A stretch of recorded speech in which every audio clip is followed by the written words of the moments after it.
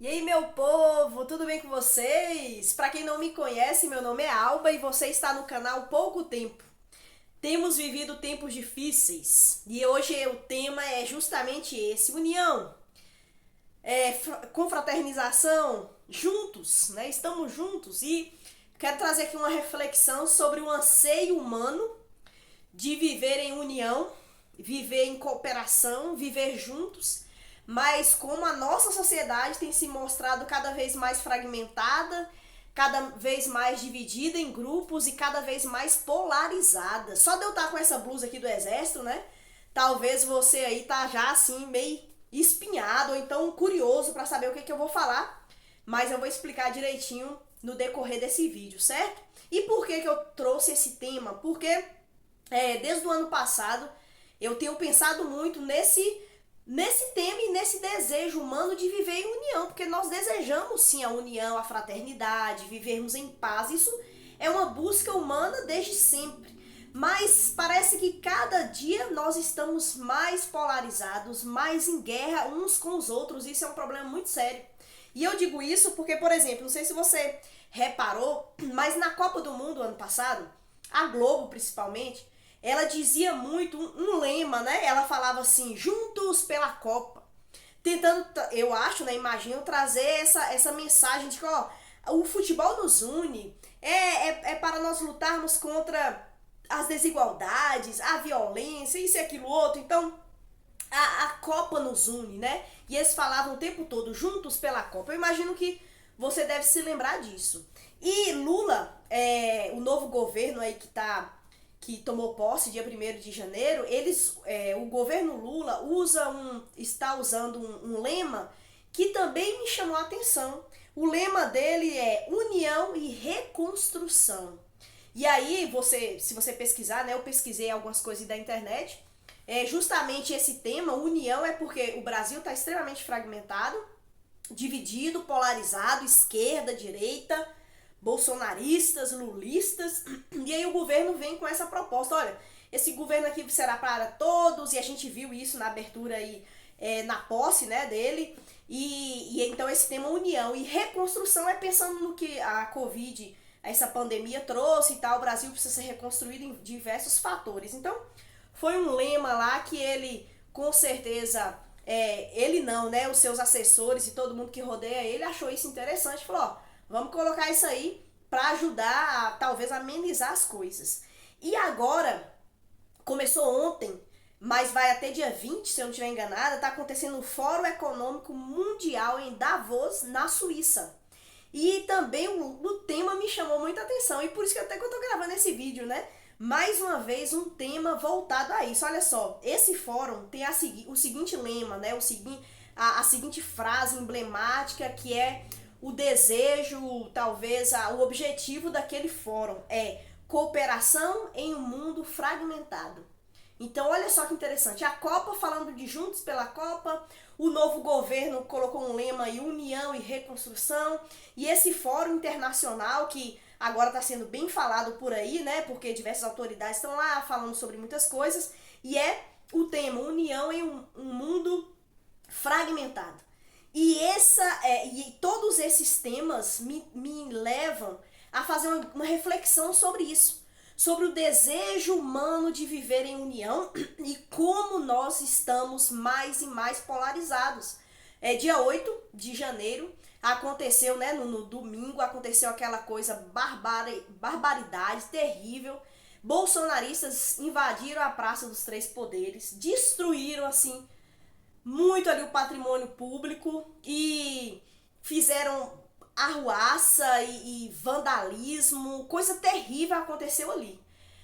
Infelizmente, né, fica aqui um pesar meu, é que ali tem muitas pessoas que se dizem evangélicas, que se dizem cristãs, e estavam ali com a Bíblia, estavam ali orando, estavam ali louvando a Deus, porque agora entraram no terreno do inimigo. E até um pensamento neopentecostal que é muito forte, né? Os neopentecostais às vezes usam a frase assim, nós vamos invadir o terreno do inimigo e vamos tomar posse daquilo que é nosso. Então foi um ímpeto de muitas coisas. Mas, infelizmente, a gente vê pessoas ali dizendo que são cristãs e tal, e naqueles atos, e louvando a Deus, e achando que estavam sendo usadas por Deus.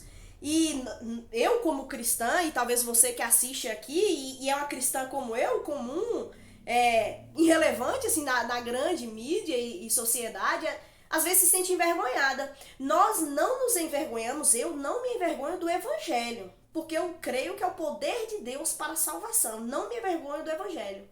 Mas me envergonho, digamos assim, dessas pessoas que se dizem evangélicas ou que se dizem cristãs e fazem coisas terríveis.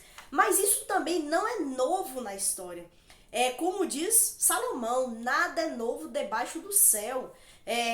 Nós conhecemos aí a Idade Média, né, que foi de 476, mais ou menos, até 1453, um período bem extenso da história. E durante esse período, teve alguns fatores muito marcantes, que foi o feudalismo, né, no sistema econômico, digamos, né, o feudalismo. Teve aí a grande influência da igreja, e aí, é claro, começou de uma forma simples ali, mas depois a igreja se juntou com o Estado, se tornou uma grande igreja, e principalmente aí a igreja católica que nós vemos, e aí foi um período marcado posteriormente pela Inquisição e pelas Cruzadas, onde cristãos, pessoas que se diziam leitoras da Bíblia e obedientes a Deus, fizeram barbaridade. Mataram, violentaram pessoas, dominaram populações, obrigaram pessoas a seguirem aquela religião, aqueles costumes, aquele modo de viver de uma forma impositiva, de uma forma violenta. E aí, quando você é aluno, por exemplo, do ensino médio, é aluno de universidade, e aí começa a se falar sobre isso, às vezes você tem que ficar... ou você fica quieto, às vezes você tenta dar explicações, não, mas foi a igreja católica, não, mas eram pessoas que não eram de fato cristãs, e você vai tentando explicar, como acontece agora. A gente vai tentando explicar, não, calma, isso aí não é o evangelho. E é interessante que eu participo de grupos de WhatsApp, e tem 2 grupos que me chamam muita atenção. O primeiro é um grupo de pessoas voltadas à esquerda, são lulistas, e ali no grupo tem pessoas que são realmente lulistas, idólatras a Lula e tal, e há pessoas que são de esquerda, mas não são tão assim. Mas é interessante que quando começam essas discussões, eu começo a falar, olha, não, isso aí os atos que aconteceram no dia 8, por exemplo, não representam o cristianismo. Aquelas pessoas, elas estavam enganadas ali, fazendo barbaridades, mas o cristianismo não é aquilo. E aí pessoas falam assim, muito me admira você se dizer cristã e ser bolsonarista. Eu falo, não, eu não sou bolsonarista. Eu não apoio essas práticas e nem apoio tudo que Bolsonaro fez. Se ele fez coisas erradas, ele tem que ser investigado e feito o devido tratamento legal ali sobre ele.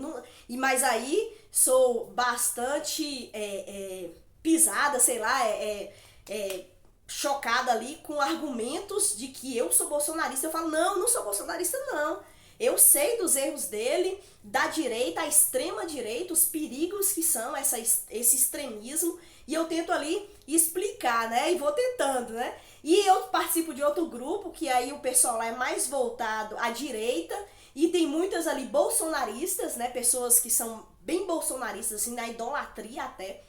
E aí quando eu argumento a respeito, olha, cuidado, Bolsonaro não é isso tudo não, a gente tem que ter cuidado aí, ele também, pra que ele colocou tantos sigilos, né, quem não deve não teme. Então ele não deveria ter feito isso. E aí eu começo a fazer algumas críticas, o pessoal começa a cair em cima de mim, né?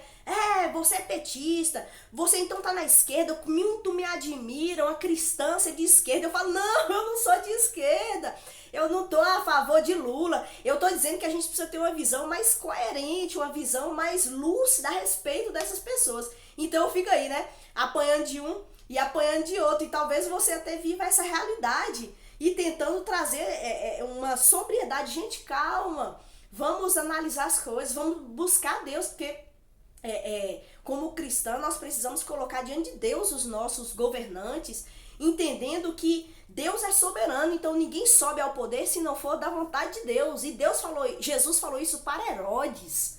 Você tá aqui, Herodes, mas antes disso eu te permiti que você tivesse esse poder, né?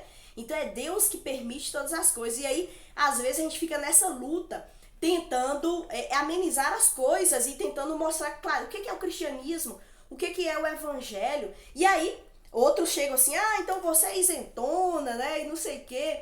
Mas o cristão, então, ele não deve dar a sua opinião política? O cristão, será que vendo aí os excessos, a violência e o que for, será que ele não deve se posicionar? Eu entendo que sim, mas às vezes a gente busca soluções muito fáceis.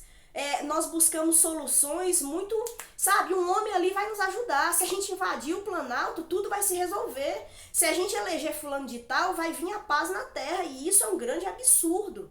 E é disso que eu costumo falar. Não existe soluções fáceis. Houve cristãos no mundo que foram excepcionais, fizeram coisas muito grandes. Eu quero trazer aqui 3 exemplos muito marcantes. O primeiro foi Martin Luther King. Ele era pastor batista e ele era líder do movimento dos direitos civis. Lutou contra a segregação racial e a história dele é muito conhecida.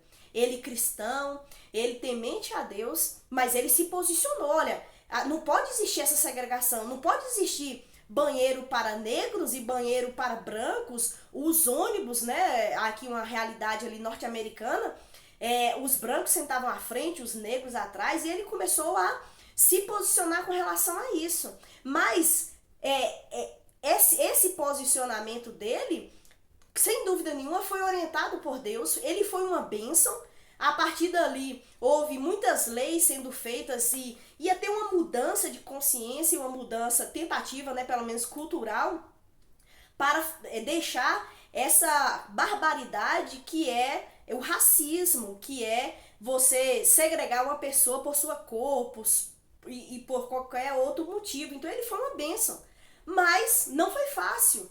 Mas às vezes a gente quer achar assim, não, eu vou ser um cara como ele. Nós precisamos ser um pouco mais humildes e descansar em Deus e esperar que Deus direcione as coisas. Outro homem aí fantástico, que eu sou assim extremamente fã dele, foi o William Carey. Ele foi missionário, pai das missões modernas na Índia, ali em 1779, 1700 e pouco, né? Esse período, ele foi uma bênção. Ele foi para a Índia como missionário e lá ele fez muita coisa. A lista do que ele fez, claro que ele começou, mas depois não sozinho, ele montou uma organização, pessoas vieram ajudar ele, mas ele foi um pioneiro. E a lista é grande, eu só vou falar algumas coisas. Primeiro, ele fundou 26 igrejas ali nesse país, né, nesse continente indiano. Ele abriu 126 escolas com mais de 10 mil estudantes. Ele traduziu a Bíblia para 44 línguas, um feito extraordinário. Produziu gramática e dicionário, porque você sabe que a Índia é um país bem fragmentado também, étnico, onde tem vários idiomas sendo falados, onde existe uma diversidade cultural muito grande. E ele produziu gramática, ele era uma pessoa muito capacitada por Deus, e ele, através da capacitação de Deus, do dom de Deus, ele aprendeu línguas e ele produziu o alfabeto dessas línguas, ele produziu a gramática dessa língua, e ele produziu o dicionário nessas línguas, e até hoje esse material que ele fez ali como pioneiro ainda é utilizado. Outra coisa que ele fez, né? Ele organizou a primeira missão médica na Índia, levando médicos para ajudar aquele povo tão carente. E algo muito impactante que ele fez, ele erradicou o costume sati. Na Índia existia um costume bárbaro, terrível, onde quando o homem morria, havia a prática de queimar, né? Não se enterrava aquele sujeito, ele era queimado. E a viúva, a esposa, né, do falecido, que agora era viúva dele, era queimada junto com o corpo dele. Para quê? Para que na outra vida ela fosse servir o marido nessa outra vida. E aí é algo cultural, mas sem dúvida nenhuma extremamente violento. Não é porque uma coisa é da cultura que a pessoa pode aceitar. Por exemplo, existia a cultura americana da segregação racial. Nem por isso a gente pode aceitar uma cultura dessa. Existia essa cultura sati, onde a mulher viva, o seu esposo morria, ela estava viva, então ela era queimada viva com o corpo do seu esposo, porque havia uma crença de que na outra vida ela iria servir o lar. E ele, através do seu posicionamento, através da sua maneira, ele conseguiu erradicar esse costume naquele local. Um homem fantástico. E o último, porque aqui a gente poderia fazer uma lista gigantesca de cristãos que foram bênção na sociedade.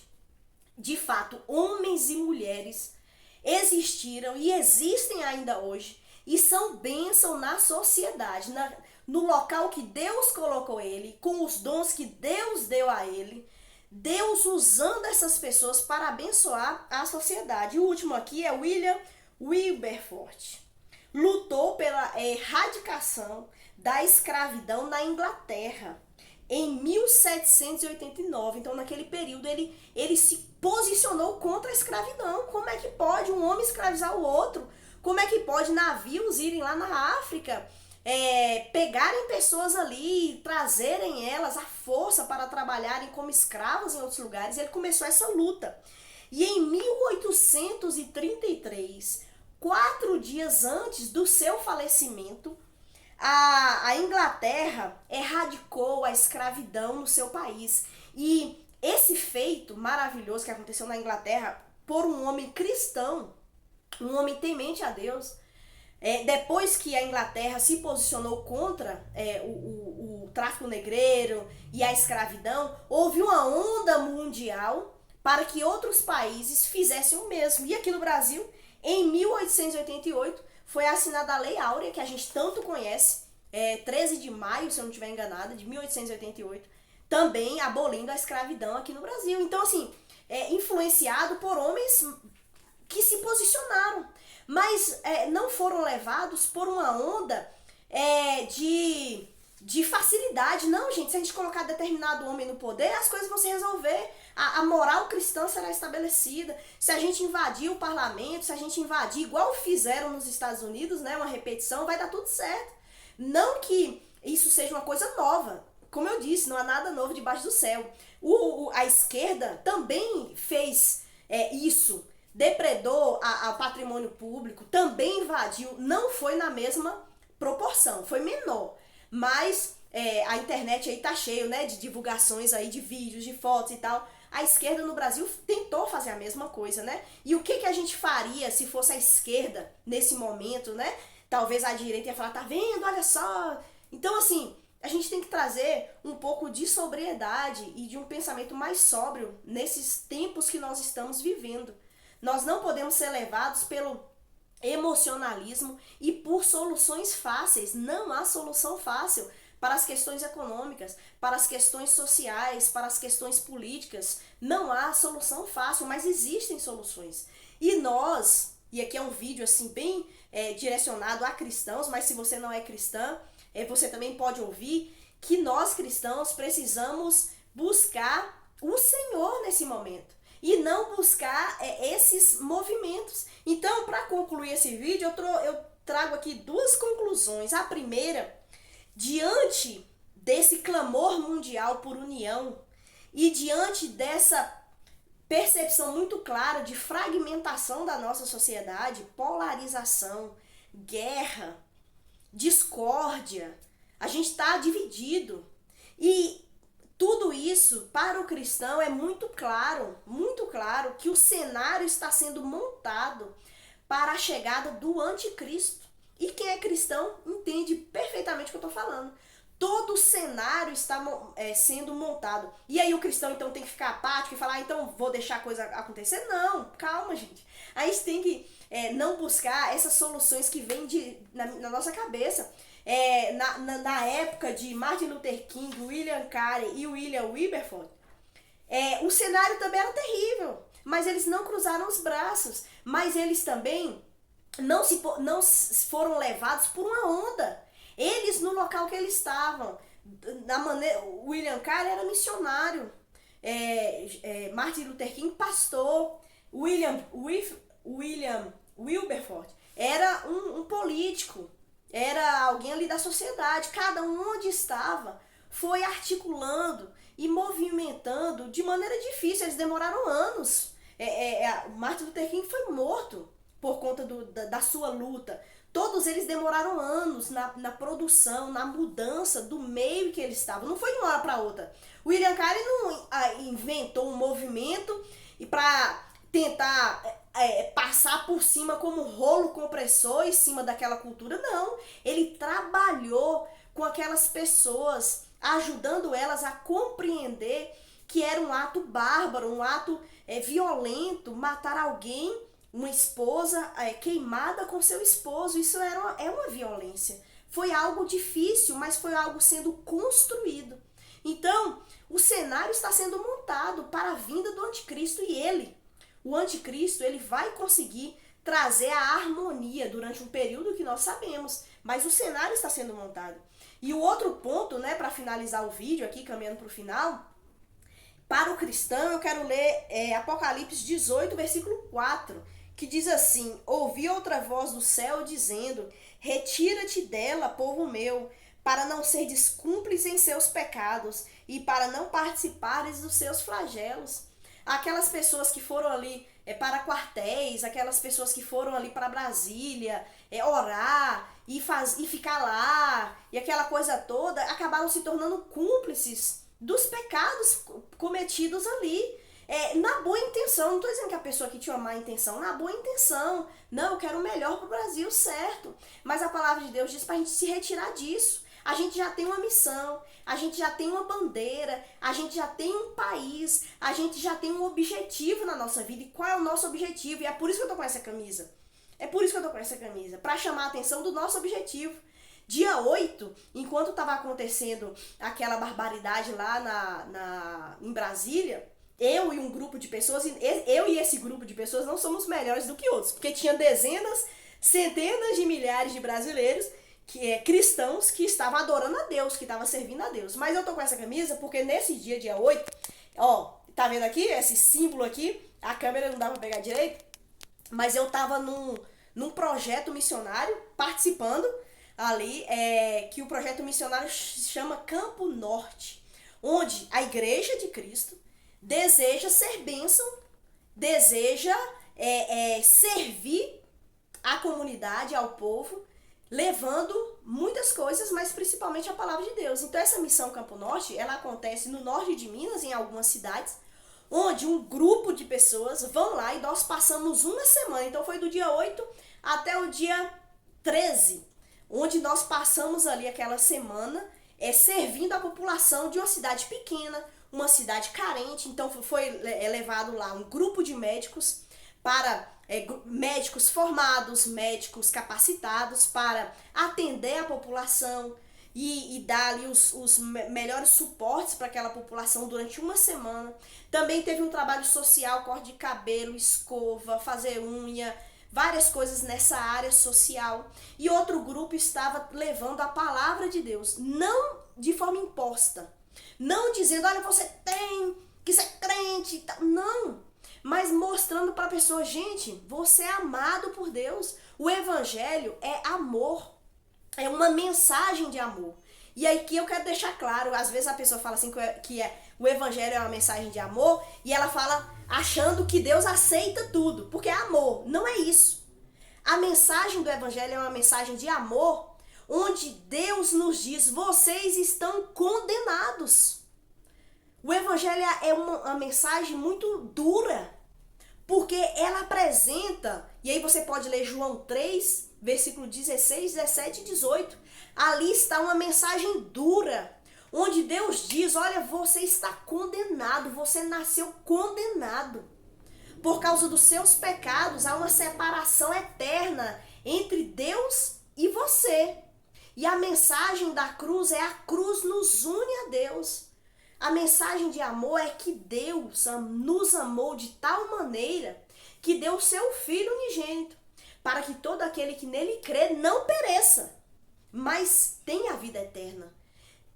Deus, Jesus, sofreu essa condenação na cruz para nos dar então esse perdão, essa restauração, essa nova vida, essa mudança de vida, onde os pecados são perdoados, lavados com o sangue de Cristo.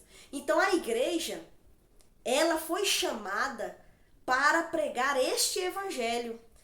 Jesus disse ali antes de ser assunto aos céus, em Marcos 16:15, ide por todo mundo, pregai o evangelho a toda criatura. Essa é a nossa missão. Não é uma missão de ir e invadir, seja lá o que for, para mudar com a força do nosso braço as coisas. Isso é falta de fé. Isso é falta de clareza, isso é falta de sobriedade. Com a força do nosso braço, vamos mudar? Com a força do nosso braço, a gente consegue fazer muitas atrapalhadas. O homem tá aí, com a força do seu braço, ele tenta responder às grandes questões da vida consigo mesmo. Existiu aí o movimento iluminista. Com a força do braço, o homem diz, eu não preciso de Deus. Eu digo agora quem eu sou, eu agora sou senhor de mim mesmo. E a sociedade está aí, cada vez mais fragmentada. Com a força do braço, o homem diz, vamos nos unir. Mas a sociedade se fragmenta cada vez mais. Não vai ser Lula a solução pro ser humano, não vai ser Bolsonaro a solução para o ser humano, não vai ser aquele fórum em Davos, na Suíça, que está acontecendo, que vai trazer união. É Cristo que pode nos unir. Jesus é aquele que nos une, que nos reconcilia com Deus e uns com os outros. Então precisamos andar cuidadosos e vigilantes na nossa caminhada e lembrar qual é o nosso chamado, qual é o objetivo da nossa vida. Levar a mensagem de amor, a mensagem de salvação. E onde nós estamos, com a profissão que nós temos, se você é estadista como William Wilberforce, seja um estadista para a glória de Deus. Se você é um missionário como William Carey, seja um missionário para a glória de Deus. Se você é um pastor batista, seja um pastor batista para a glória de Deus, como Martin Luther King. Se você é médico, se você é professor, se você é dona de casa, o que você tem feito nessa vida, nós precisamos fazer para a glória de Deus com sobriedade e não sermos tomados de paixão de dizer eu vou dar solução para o mundo. Nós não temos solução para o mundo. Nós temos uma mensagem que demonstra qual é a solução e a solução é Cristo Jesus. Então, vamos tentar caminhar aí com mais sobriedade nesse mundo fragmentado, nesse mundo que nos oferece aí muitas soluções fáceis, mas não há solução fácil. É difícil. Buscar a Deus, ser crente é muito difícil. Você escuta muita coisa, você tem que ficar aí às vezes se envergonhando da história, né? Da história da igreja, da história de evangélicos, né? Falsa igreja, eu digo, né? Porque a verdadeira igreja se mostra aí avante e operante e gloriosa nesse mundo. Então era isso, o vídeo. Espero que tenha sido bom aí pra vocês. Esqueci de falar no início, mas se inscreva no canal, compartilhe esse vídeo, deixa o like e até a próxima.